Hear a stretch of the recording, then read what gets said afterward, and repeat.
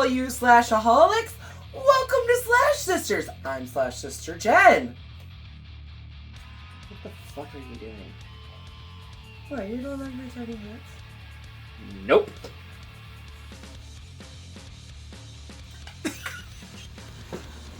You're gonna break it. You're gonna break it. You're gonna break it. That's not gonna work. That's not gonna work. Told you. Jesus Christ. Anyways, welcome to Slash Sisters, y'all. And I am Slash Sister Hallie, and I do apologize for my co-host's temperament today. I don't know what the hell's on her mind. But we want to welcome you back to your favorite channel for horror movie reviews by true horror movie fans. Yep. And whatever the fuck that was. Nope. It was something. It was definitely something alright. Today we are stepping back into the incredible mind of a man who I truly believe to be one of the new masters of horror.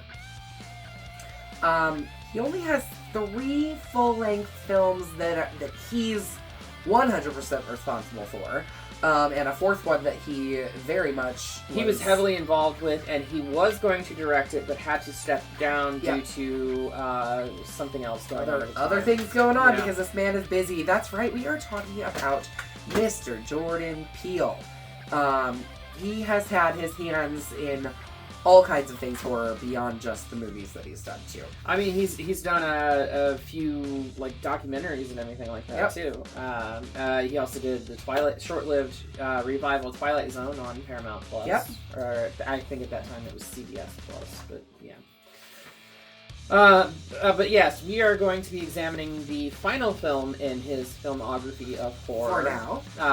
Right, for now. Because we know he's going to be bringing us more, for sure. I fucking hope so. I seriously hope so. Specifically, I want to see another Candyman sequel. Yes. Yeah. But we're examining his 2022 film, Nope. Nope takes us to a world where an unidentified aerial phenomenon. Yeah, I love the whole, like, we don't call them UFOs anymore. We call them UAPs. Okay. Which, it is true. I know. They've stopped calling them UFOs, and now people call them UAPs, and people don't understand what the fuck they're talking about. Right. It is a way of the government to try to... confuse people? Confuse and draw attention away from, like, the UFO thing. Sure. Because, basically, after the 2017 Nimitz Tic Tac video...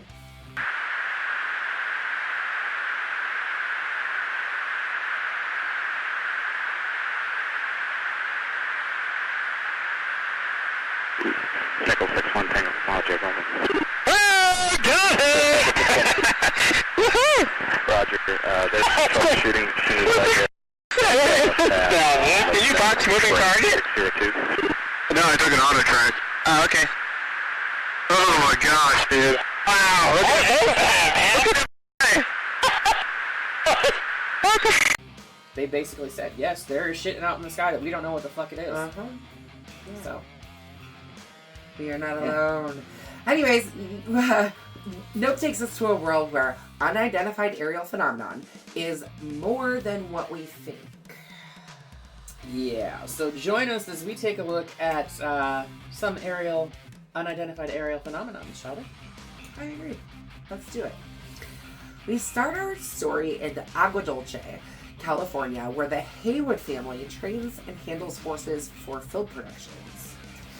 One day at the Haywood Ranch, small metallic objects begin rapidly falling from the sky.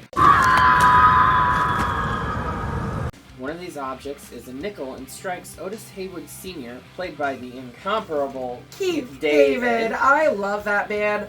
I love his voice. Mm-hmm. I want to just listen to him talk to me all day long. Like, I just can't. Keith David, will you marry me? Are you married yet? Sure. Anyways. But anyway, it's a nickel that strikes him in the eye and eventually kills him. Yeah, he does kind of stay with it as OJ's driving him to the hospital. But by the time they get to the hospital, they show him dead. Mm-hmm. 6 months later, his children, Otis Jr. and Emerald, who we know as OJ and M. My name is OJ. I think my sister's gonna be here in a minute. A little louder, please. We can't hear you in the back. Respectively, are on a film set. Well, Otis is on the film set. Right. We're waiting on him. Yeah, OJ is played by Daniel Kaluuya.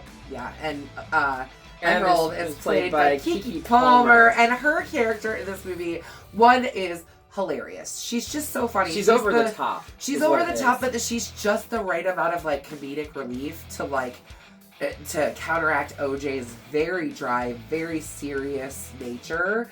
I think they balance each other nicely. That's why back at the Haywood Ranch, as the only black-owned horse trainers in Hollywood, we like to say since the moment pictures could move, we had skin in the game. And I'm Emerald Haywood. I direct, write, produce, act. I do a little singing on the side.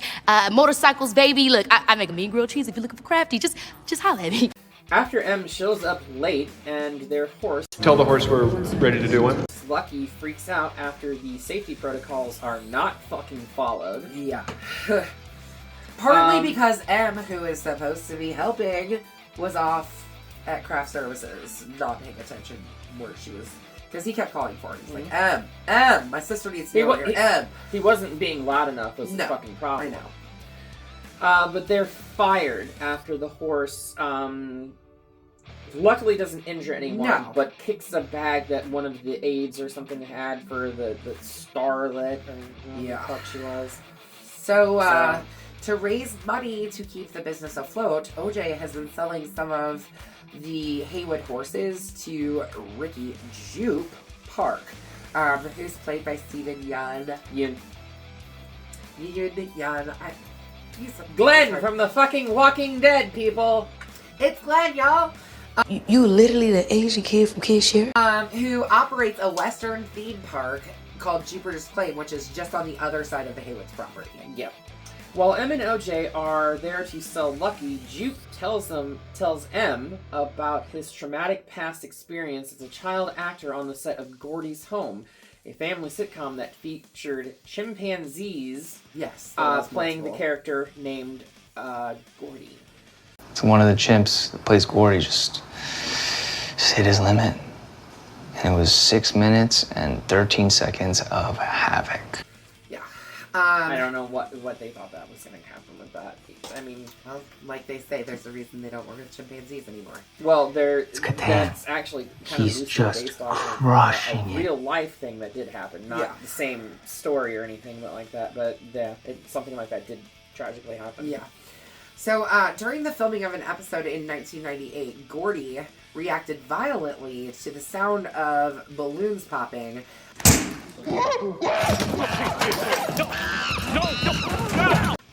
And killed multiple human co-stars, and I don't know that he necessarily killed them, because one of them was alive later. I know, but I think they say that he killed the mom and the dad from the TV show, and then the sister, or I think he was like the adopted sister or whatever, he's adopted, but the sister got mauled, and her face was fucked up, which we see that later.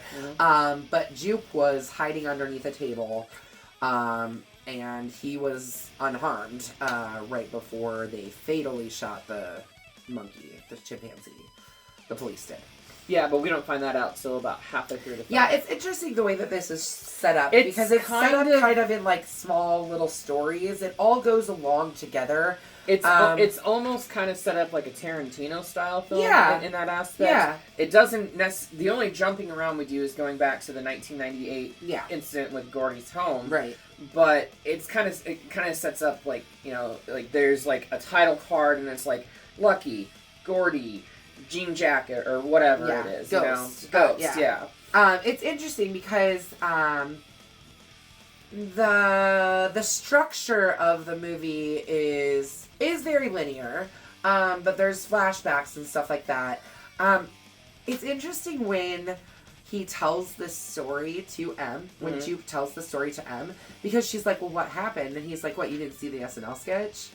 And it's like, okay, so like I think that's Jupe's way of like not talking about the trauma that he went through, because I can't imagine what that was like. But also, Jupe is very much stuck on spectacle. And that is a huge theme in this film, is just the spectacle of It's also interesting to note that before the film even started, that there is a Bible verse that is shown on the screen, Noom 3:6 or Noom 3:6, and it's basically talking about like spectacle. And, the rest of the story is the story of a city that is going to be wiped off the face of the earth by God because of their outrageous sins and stuff like that. And fortunately for the city, that somebody convinces them that they're on the wrong path and they all repent and God spares the city. But it's a correlation with this, you know. Yeah, it's interesting because this is definitely Jordan Peele said that when he started thinking about this movie and what he wanted to do, it was shortly after everything had closed down from the pandemic that he started really thinking about what he wanted to do. He knew that whatever it was that he did, it had to be a spectacle to bring people back to the theater, to want to come back to the theater to see it, to get back out of their homes and get back into the theater and stuff like that. And it's interesting because that theme goes through the entire film. Oh yeah, definitely. For sure. One night, the Haywoods noticed their electricity fluctuating and their horses aggressively reacting to an unknown presence. When OJ goes to recover Ghost, who jumped over the pin that he was in and ran off. He sees, very briefly, something flying in the clouds. And it's definitely not like anything he has ever seen before. It's interesting to me, the underneath side of this UFO, UAP, whatever, right? Looks very much like a hat. A hat. Yeah, for sure. Specifically, like the cowboy underneath side of a cowboy hat. For sure. And there's a scene later, where it literally, OJ is riding on Lucky, and it comes up behind him, and it looks like he's wearing a gigantic cowboy hat. Anyways, when OJ goes to recover the ghost, he sees something flying off in the clouds, and it's definitely not like anything he'd ever seen before. Right. The siblings M decides to document and sell the evidence of the UFO's existence to Oprah. Nigga, I didn't say Oprah. You said Oprah. You love Oprah. They need the Oprah shot. OJ said Oprah, though. Yeah. What's your obsession with Oprah? So they head to Fry's Electronics, which was actually an actual electronics store, but unfortunately they had all shut down prior to filming, so they had to restock an entire store. Well, yeah, so what happened is COVID-19 hit and fucking rocked the entire freaking world, and a lot of businesses straight up closed shop. Fry's was one of them, and so they actually rented an old Fry's out and filled it back up and used it as an actual location. But they load up on all different types of camera equipment, where they meet Angel, who insists on coming to set up their equipment. Because let's face it, those two, especially they don't OJ, know what they're doing. There's no way in hell they were going to set that equipment up themselves. Yeah, because she's like, how bad's the setup? And he's like, I mean, it's gonna take me hours, basically, kind of is like, yeah, you could do it, but you're not gonna be able to get it right, Right. And Do you know them calling UFOs anymore? It's fucking UAPs now. I mean, you're really not gonna tell me what the fuck's going on? You'll know soon enough. Cool, cryptic. While Angel is there setting all the cameras up, M leaves and steals a metal horse from Jupes. And it's got a nice long trail of flags attached to it. And they set it up in the middle of their field, trying to lure the UFO out. We got some of those!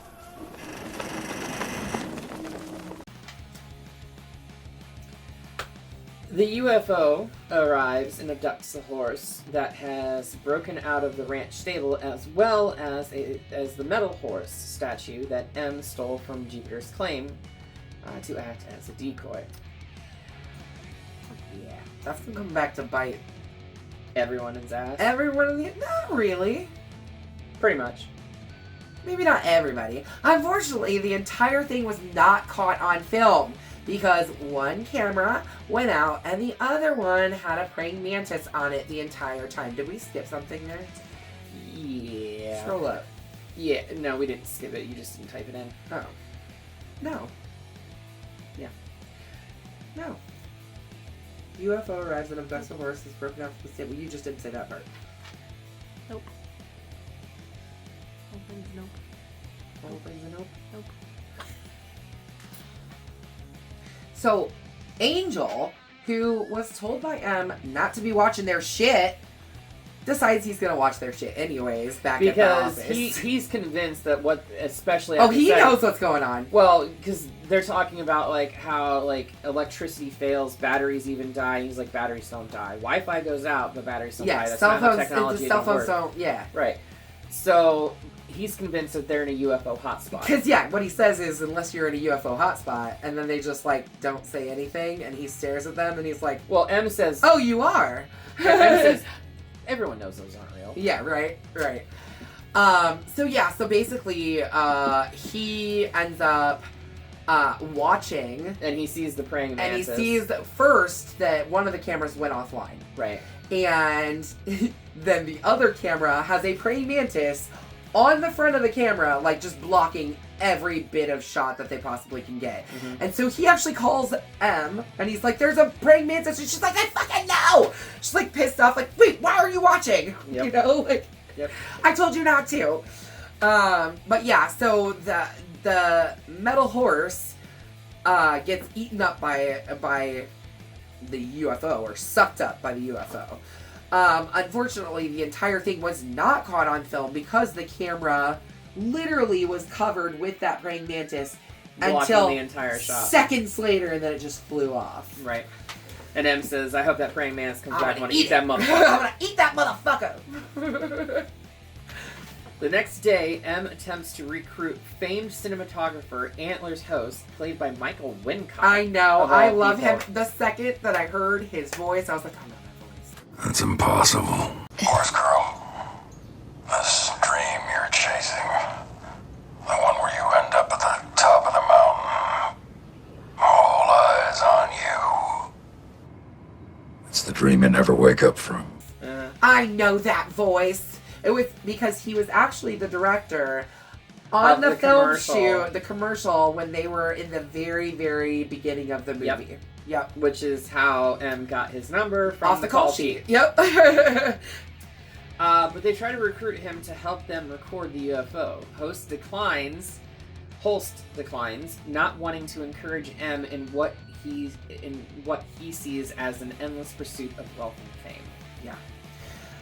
Angel then shows up to the house because he has something he needs to show them, which is a mysterious cloud that doesn't move. OJ is under the impression that the UFO is hiding in the cloud, and he's like, I must have stared at that cloud for the past 6 months. Yep. It doesn't move like a ship. What you mean, OJ? What if it's not a ship? Not realizing it was the same cloud. Yep. But then he realizes, based on the UFO's flight patterns, that it is not a ship at all. Yeah. Interesting. Jupe, now he's been talking about this, trying to get everybody, inviting M and OJ. I wanted to invite you to our new family live show. They've been trying to call people on the phone, trying to get as many people to this big show, which is the Star Lasso Experience, okay? So now it is time for the Star Lasso Experience over at Jupiter's Claim. And Jupe introduces the live show, intending to use Lucky, who was sold to Jupe at the time, Jupe still has him, as live bait to lure out the UFO. You know, it's apropos that horse's name is Lucky. It is. It's very apropos. For months, Jupe has been secretly offering the Haywood's horses to the UFO to gain its trust and domesticate it before revealing it in the show. I don't know why you think you can domesticate a foreign animal like that. Anyway, well, I don't know that anybody has realized that it is an animal yet. Right. The UFO arrives earlier than expected, and proceeds to suck up and consume Jupe and every single person in attendance, ultimately leaving only Lucky alive because he was inside that thing. Yeah. The glass box that he refused to come out of because Jupe did not know the commands to get his ass out. Weird. Yeah. Funny how that works. This scene is, needless to say, scary. Yeah. In more ways than one, because you're seeing, like, and mind you, the shot of, like, Jupe and, like, looking up and his hat goes back off his head and he's just, like, staring at it, and then you start seeing the whirlwind. It's basically a cyclone twister that's sucking up not just people, but everything. Everything that's not, like, attached to the ground. Yeah. And then, once it's all been sucked into the UFO, you hear screaming. And we actually do get to see... And squelching, and moving, and bones breaking, and things getting crushed. We do see the humans, like, going up into, like, this, like, vacuum, like, tube or whatever. Interesting, It's just, it's so weird, you know? Very weird, because at this point we really do not know what the fuck is going on. No, at this point we're still led to believe that it is an unidentified flying object. We have seen the inside of this object. It was the very first thing that we saw. Yeah, it played during the opening credits. Yep. Where we got to see the very first video ever done, which was basically the introduction of videography and stop-motion photography. Yep. So, pictures in motion, people. Pictures in motion. I love it. But yeah, this scene is just, I mean, it's violent. People are screaming. There's the sounds of bones breaking and blood curdling, and it's just, it's violent. OJ attempts to retrieve Lucky, and basically confirms that this UFO is not what we're thinking of as a UFO. It's not actually a, like, metal craft. Right. He realizes that this is a large predatory animal, basically. It's a large life form. That one big thing that looks like a flying saucer is actually a being of some sort, a life form of some sort. That night, the creature showers the Haywood household with all the debris and regurgitated remains of Jupiter Claim's crowd, literally raining blood over the house. Yeah, can we please can you put that in there? We've already done it. I'm not doing it again. Do it again. No. Please. Nope. Please. Nope. Please. Nope.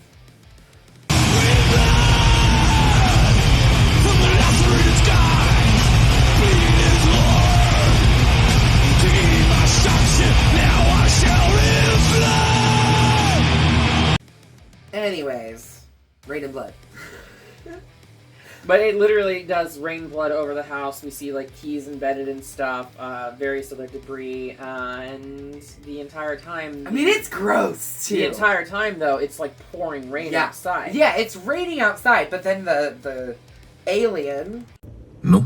The UAP, whatever it is, sits over the top of the house and just drops everything on them. It's gross. OJ's trying to come back to the house at that particular point in time. His truck dies with Lucky in the trailer. Yeah. And something, it's like a metal horse flies through his windshield. Yeah, the metal horse, that he regurgitated it. The alien regurgitated it, and it lands in his windshield.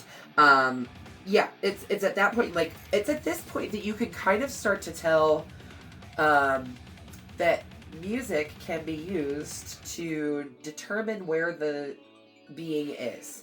Because electricity, right. Well, they use music, they use a lot of other things to do this later in the film. But it's at this point because you hear I Wear My Sunglasses at Night, which is what Angel was listening to before he bolted into the house.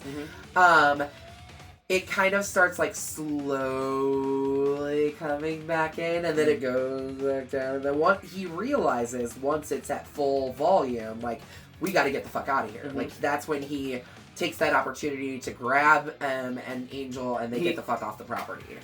He did have to stay the night in that truck, though. He slept in that truck. It was the next morning before he was able to determine this. Yeah. He also realized that that it is behaving like a creature, and that if you look it in its eye, that's when it's going to attack. Yep. But if you're not looking at it, you're safe. Yes. Yes. So, OJ realizes that if it only attacks when looking directly in their eyes, then they can devise a plan to record it. M and Angel are hesitant until M receives a call from Holst, who now agrees to help because he's been seeing some stuff about people gone missing over at Jupiter's Claim, and he's like, oh, maybe something is going on over there. Maybe they weren't lying. Right. OJ then names the organism Jean Jacket after an unruly horse that had been part of the Haywood stable in the past. A horse that was supposed to be M's horse. She was supposed to train him on her 9th birthday, but then OJ and Otis Sr. decided to train him for the Scorpion King. Right. And then they didn't even end up using the horse. They used camels. Yeah, and that's actually true. They did use camels in the Scorpion King. Yep. So, fun little story. Knowing that Jean Jacket shuts down all electrical equipment in its vicinity, Holst brings a hand-cranked film camera. I love this scene, and she's like, what did I tell you? I told you this motherfucker was gonna show up with a non-electric camera. Let's go, boy! Yeah! It's so cute. I love Em. I think she's so cute. She's so funny. She's over the top, and I really can't stand Kiki Palmer. I don't care. I love her. The group sets up a field of battery-powered tube men. Yes, the windsock tube men that you see at car outlets. Wobbly man, wobbly man, wobbly man. Two-man props. To track its location in the sky. So basically, they're using the props. They'll obviously blow up when the batteries are working, and when it's close, they'll shut down. So it's a way for them to track where Jean Jacket is at. Sorry, it's okay. You were mid-sentence. I said something else and then looked back. Well, there's that, but I'm still fried from fucking Halloween. I know, girl. I feel you. I'm worn out. October just kicked my ass. For sure. For sure. He was a one-eyed, one-horned, flying purple people eater. As they are preparing to get their shot, a TMZ reporter trespasses onto their property, for one thing. And after M tries to talk him out of it, basically like, dude, you need to leave. Like, you need to leave. He just tries to decide... What's the matter? Don't you want to be on TV? Decides to try and get a shot of himself, and drives off on his motorcycle to try and get the shot himself. Which is really interesting what happens next. I love the fact that Angel points out, pop quiz, what happens when a dumbass reporter driving an electric motorcycle at 60 miles an hour meets a stoppable force that stops all electrical current? And then they're watching him and he just... Yeah. Right over the fucking handlebars. Love it. Love it. Fucking dumbass, you got what you deserve. Yes, you did. Not before you take a picture. But he is thrown off of his electrical field... thrown off the bike as the electrical field is shut down by Jean Jacket. Yep. Causing the bike to stop dead in its fucking tracks, and him going head over heels over that fucking handlebar. He flew a good 20 feet, if not more. If not more, and I guarantee he suffered massive broken bones. Oh, I'm massive. Sure. Thank God he was wearing a helmet, but I'm sure his body could be used because they show him laying on the ground, and he's just like, like he's clearly in pain. I said, his ass got what he deserved. Seriously. He sure did, because right after that, OJ tries to save him, but he gets sucked up by Jean Jacket. Jean Jacket takes his ass reporter, not OJ. Yeah, not OJ. Yeah, the TMZ reporter gets OJ actually looks. He's like, I'm sorry, dude. I'm sorry, dude. Gets back on. Gets back on. Off, yep. Lucky and rides off. He's like, I'm out of here, dude. The light, it's gonna be magic soon. While capturing footage of Jean Jacket, Holst climbs a hill to sacrifice himself. Wait, what? It's gonna be alright, Angel. You don't deserve the impossible. Why? Yeah, I don't know, because he's getting sucked up in there. I don't know where you thought the camera was going to go. Right. Or how they were going to get the footage Not only back. that, but why? Okay, so First off, I think he's sick. I do. I think the director is sick. I think he was dying anyways, and he was like, whatever, I'll get this final shot. They show him taking pills. They show him coughing up a bunch of different times. I think he's dying. I think he was like on his last limb, and he was just like, fuck it, let's just try and get this last shot. That's my personal thoughts. But what did he think was going to happen to the goddamn camera? I don't know. That's exactly what I don't understand. Because obviously we're not getting that footage. Right, because obviously Jean Jacket then consumes him, camera and all, forcing the remaining 3 to flee. Yep. But they are using to their advantage now that they know that they cannot look at Jean Jacket. So it will not attack as long as they are not looking at it. Angel survives an attack from Jean Jacket by pure luck. He gets wrapped up in a tarp that then gets wrapped in fucking barbed wire that is connected to a fence, and as it tries to suck him, basically the fence keeps him tethered to the ground. And the monster begins to unfurl from this. Right. Which is interesting. Becoming a new form of the same creature.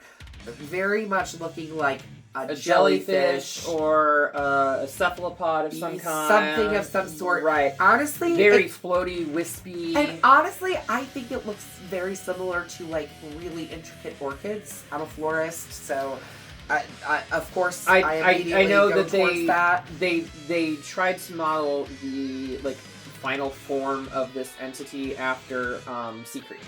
Okay. So specifically jellyfish, cephalopods, octopuses, all of that played into the finalized form of what this thing is going to look like. It does look like a flower, though. I'll give you that. It's interesting. During the Star Lasso experience, the jacket that Jupe is wearing, they show him from the back, and he has a little UFO in the middle of the back of his jacket. But on the sides of it, and I don't think he's ever seen its true form. No, obviously. there's no way he knows. But on the sides of that UFO are 2 orchid plants.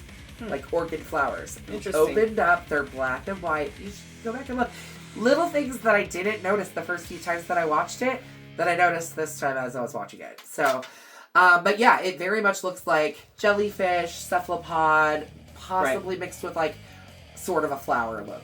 You know, just the way that it's so airy and I don't know. Right, it's very wispy looking. Yeah, for sure.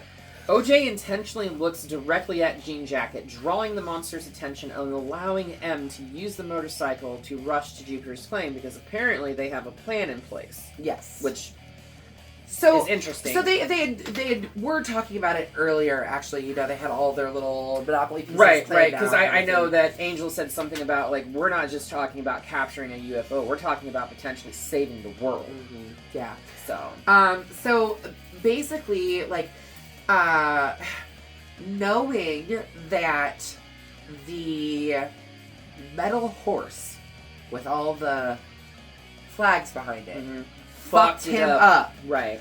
They know that it's not going to go after anything with flags. Okay? So, OJ, with reflective eyes on the back of his hoodie, runs away from trying to get Jean Jacket to chase him and getting it away enough from M so that she can start the electric motorcycle to get to Jupe's Claim. Which, mind you, this is improvised because they had no idea the TMZ guy was going to show up. This is totally improvised because they thought they were going to get the shot with the director's camera. And they did, just not all of it. Yeah. So she then is able to start the motorcycle and heads off towards Jupiter's Claim. And after giving, honestly, like, the most kick-ass Akira slide, like, I literally, the first time I watched it, I was like, Akira! You do know that Akira is one of Jordan Peele's all-time favorite films. Yes. She gives, like, a major Akira slide. She slides into Jupiter's Claim. And there, she starts untethering all of the flags that are holding down Jupiter's balloon, basically. Which is, it's actually a giant balloon of him as Kid Sheriff from a film that he did earlier, a TV series. So basically, it's got like this big winking eye, which distracts Jean Jacket and makes Jean Jacket go after it. Mm-hmm. And Jean Jacket attempts to feed on the balloon, while M is using the attraction's old-fashioned, basically giant Polaroid camera. Yeah, but it's in a well, so it only can take a picture of the fucking sky. What's right above. Yeah, that's it. That's it. Why was that set up at Jupiter's Claim? They show them earlier, when they first go to Jupiter's Claim. She actually accidentally photobombs somebody. Because you're supposed to lean down into it, and it takes a picture of people leaning into the well. Oh. Yeah, and she's standing next to it, and she's like, "Oh, I'm sorry, guys, photobombed ya." It was when they first got to Jupiter's Claim. So they do show it earlier in the movie. Whilst Jean Jacket has sucked up Jupe's balloon, it bursts inside of him. It's interesting parallels here that the whole thing started with the balloon popping and Gordy mauling and murdering people, and then now we're ending this with the balloon popping and killing the alien entity. Yeah. But it bursts inside Jean Jacket's body, destroying it with a picture as proof of the creature's existence, and reporters arriving nearby M sees OJ and Lucky standing outside of Jupiter's Claim, unharmed. Yeah. And it cuts to black from here. And I am so disappointed with this ending. Yeah, it's very much like just, that's it. But before we filmed this episode today, we were talking about it because I had thoughts that I wanted to discuss with Jenny before we filmed, and we don't normally do that. A lot of times we do it right here in front of you guys. Right. But I'm conflicted with this because while we do have the resolution of solving the problem of the alien entity and everything like that, we're still left with the unresolved issues of the 40 missing people from Jupiter's Claim, with very much M and OJ looking guilty because OJ stole back Lucky and all this other stuff. And all their all of the people's like belongings are on top of their house now. And their blood. The house got sucked up. He does suck up part of the house. He does suck up part of the house. Not the house. The shed in which they had the surveillance equipment. Okay. But yeah, so I mean, like all of their belongings are there too. Right. The belongings are there. The blood is on the house, so they can theoretically get a sample. I don't know. But it ends in the way that the other two written and directed Jordan Peele films end, with the big problem is resolved, but there's still a lingering problem that exists. Like with Get Out, obviously he survives, but he is now going to get sent to prison for murdering an entire white family. Possibly. I mean, he did kill some of them. Yeah. In Us, we have the doppelgangers that come out and take over, not the world, but at least America, and knock out... Well, and then obviously, Red, the real Red, is still with her family. No, the real Red is dead. Oh, the doppelganger. Red, yes, the real Red is with her family. So I'm conflicted with that. I love Jordan Peele's storytelling, but I don't like his way of ending films. I think part of it is leaving... this is my personal thoughts. Part of it is leaving it open for our own interpretation and what's going to happen. I get that. I think also part of it is leaving things open for a possible sequel, which I think every horror writer does to some extent. I mean, we do. They do. Unless you're John Carpenter. Yeah. But that's John Carpenter. He's an anomaly. My personal thoughts, this is a big fat bloody machete up for me. I love this film. I think this was the 4th time that I watched it. When I watched it this time, I definitely noticed more and more items that were themes and things that like I just didn't notice before. That I'm not saying I didn't enjoy the film. I did enjoy it. I wish that the endings were better. Yeah. You know, that's my only gripe with it. It is a bloody machete for me as well. So 2 bloody machetes straight up. I do think that Jordan Peele is definitely on par to become a contemporary horror master. Yeah, you know, for sure. So we've got if you look back to maybe about, I don't know, probably 15, 20 years ago, there was a series called the Masters of Horror series that came out. Oh, yeah. Short films. 2005, I think? Yeah. So, during that time, that was when we got stories from the Masters of Horror. And definitely, I think we definitely add Jordan Peele to that list. Oh, yeah, 100%. I mean, Jordan Peele has been involved with, like, the History of Horror documentary series done by Eli Roth on, what was it, Shudder or whatever. Yep. I think it was on AMC, too. Yeah, it was definitely played on AMC during Monster Fest or whatever, during AMC's horror phenomenon that they have every year. Yeah. But yes, Jordan Peele, well done all around. Just learn to write better endings, I guess. And we're going to send this straight back to the atmospheric phenomenon that is the unidentified aerial phenomenon. I think I know what we're doing next this time, you guys. I didn't look ahead, but I'm pretty sure it's Scream 4. Am I wrong? Yeah! I did it, guys. I did it! For once, you learned how to pay attention. I mean, they sit on the shelf right fucking behind me. They do, and they're in order in our Vudu, so, like, when I click on the movie, I should be able to, like, look at the next one to see what's next, but I don't always do that. But yes, we're diving back into we're actually going back to Woodsboro. Yeah, we are going back to Woodsboro, because we were in California for the last one. We are officially in Scream 3. The name of Stab 3 is Return to Woodsboro. So now in Scream 4, we are going to return to Woodsboro. And this is Wes Craven's is it his last film? It's his last Scream film, It's his last for sure. Scream film. I cannot remember if this or My Soul to Take came out first. Yeah. But I know it's one of the last one of those films two, that I Wes did believe before he it. passed away. And if I'm wrong, I will, We'll talk about that next week. Right. But yes, be sure to come back here next week when we will be reviewing this. In the interim, watch it wherever you can find it. Yes. It's, honestly, this is one of my favorites. I love it so much, and it gets trashed, but I love this one. I love it. I'll get to my thoughts on it. I love it. But we'll talk about that next week, too. But yes. Until then, make sure to slash that subscribe button, stab the like button, and ring that grade bell so you don't get lost in the mix and can stay up to date on everything that we are doing on the Tube of You. And until next time, we will see you all in the afterlife.